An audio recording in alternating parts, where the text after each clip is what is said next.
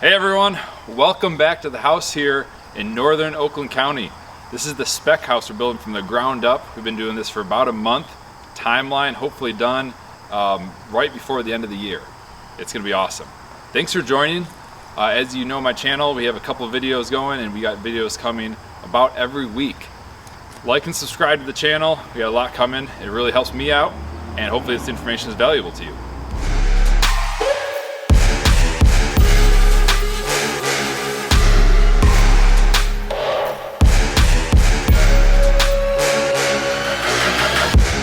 Next step in our construction, of course, is getting our building dried in. So we've got the roof on about halfway right now. The guys were working hard at the beginning of the week, and then we had about 8 inches of rain here in Michigan. It's crazy, never happens to us, but we're able to keep working. Our guys are gonna have this roof dried in the next couple days. That's gonna allow us to dry the inside of our building. So we want all that to dry out so that nothing's moving around. Framing lumber is designed to get wet, as I'll show you inside. It has a little bit of wax coating on. It's not gonna move around too much. But we want to get that dried in as quick as possible so we can start our MEP trades. These Anderson 100 series windows are right on the top end of a builder grade of window. This is going to be good for our premium house because we are trying to sell this at the high end of our market. So these windows are going to be in both look nice and they're going to be energy efficient. So energy efficient of windows is part of the entire assembly of the wall. When you hear of insulation value, you say a wall is R16 or a wall is R23. Now that's actually talking about just the insulation in between each bay, just the pink insulation you see. We talk about energy efficiency of the home as the entire wall assembly. That's going to be an average of your walls, your windows, your doors, and any other penetrations in the house. So these windows are rated of a U factor of 0.27. If you divide that, the inverse of 1, you're going to get the R value, as you'd see on a regular installation. So R value of these windows is right between 3 and 4. You might think that's not great compared to what you should see of R13, but that's pretty good as a whole assembly. Solar heat gain efficiency. So that's 0.25 on these windows. Now that is good because this is a southern facing wall. We're going to have sunlight shining probably 80% of the day, especially in the summer when the sun is at a lower angle.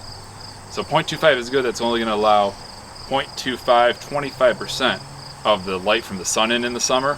So you're not going to get nearly as much heat building up in the rooms because of the sun. That's going to save us a lot of energy in the sun, cut down that electric bill.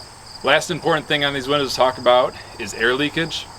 Now the great thing about these windows that is an upgrade is that these are casement windows. So these windows swing in and out with a crank, and typically we have one of the windows fixed so it doesn't move at all. This is great because you don't have to worry about all the mechanics of that window from a warranty perspective. In casement windows, they're going to pull in and latch, and that latch is going to pull the window tight against those seals, not letting much air in, which is perfect because we don't want this house to have much airflow in and out. People always say old houses have to breathe. That's true, but new houses, we keep the water out, and we don't want them to breathe too much because any air that's moving through, that's air you can't control. Additional air you have to condition, it's going to cost you more on your energy bill. So what we don't like to see on houses is your double pane or single pane windows that slide. It's really hard to get those with a high energy efficiency because those seals just sit up against each other, and if they're too tight, the window's not going to slide, which means, of course, more air leakage in and out. We're back in the house now, and not much has changed since last week. What we've gone through is since our framers came through and finished all the rough framing, we came through, me and my buddy who was building the house, and we wrote different tags for items that we saw that the framers need to fix before the inspectors come. We always want to keep our relationship with the city as good as possible. We don't want the inspector coming out multiple times because the more they come out in the early phases of the project, typically the more they're going to judge you on all your other things. So we still have a lot of inspections after a rough framing inspection, which is coming up, post MEP. And then we go into further inspections up until the final and the certificacy of occupancy at the end. So you always want to start off with the right foot, and that's what we're doing here. So for here example, we just have some missing hangers. It's very important on your header beams to have hangers because just nails doesn't cut it in some instances, and this is going to vary local building codes. So once you learn the codes in one area, you're going to know the basics for the entire country. That's something we like to go through. I'll show you a couple more spots around the house where we've gone through and noticed things that the framers missed. And it's not uncommon, guys. We do have good framers here, but they're busy. They're going from job to job. It's the middle of summer. they don't want to be stopping and looking at every little thing. So it's okay to come back and just have their final crew come through and fix up some of these items. A couple other things we're seeing here is just little things, missing shims. And this could have been after the house settled, after the roof was on. These are areas that they had to come back to because this might have moved a little bit, which is totally fine. But we want to shim everything up, so you can see shims here. Another area here, we just got some missing nails. The guys must have been in a rush and didn't nail this in totally. But these little things, again, they happen. We're gonna come through with one day with probably 2 guys. The framing crew is gonna come back and just finish all these things up. One of the biggest things that we see inspectors get us here is on hurricane ties. So hurricane ties are gonna be really popular in the Midwest and North. And these are crucial because these tie the top plate to your roof trusses. So the roof trusses just sit on top and gravity is gonna hold them down, but you really don't have much for uplift.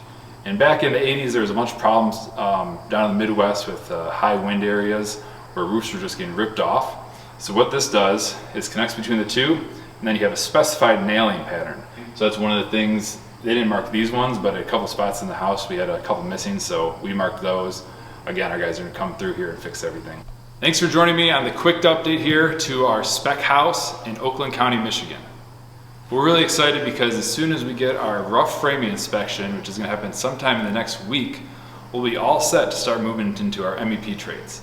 So MEP trades, we got our heating and cooling, our plumbing, our electrical. Those are the 3 big ones. But we always start with our biggest pipes first.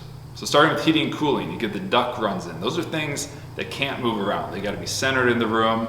They gotta go in certain joists. After that, bring our plumbers in. They're gonna put their drain line, their supply lines. Those are a little more flexible. They're gonna be able to move around any crucial duct runs. And lastly, electrical. So luckily on this job, it's a spec house. So this stuff's gonna go pretty quick. We have our standard items. We're gonna block out wall items. We're gonna do anything else we need to do before drywall. Get that MEP inspected, and the next thing you know, we'll be moving into drywall and getting some finishes in this house. Now that's still a couple months away, but I'm excited for you guys to join me on the process. Again, we're gonna be having regular updates here, so please like this video.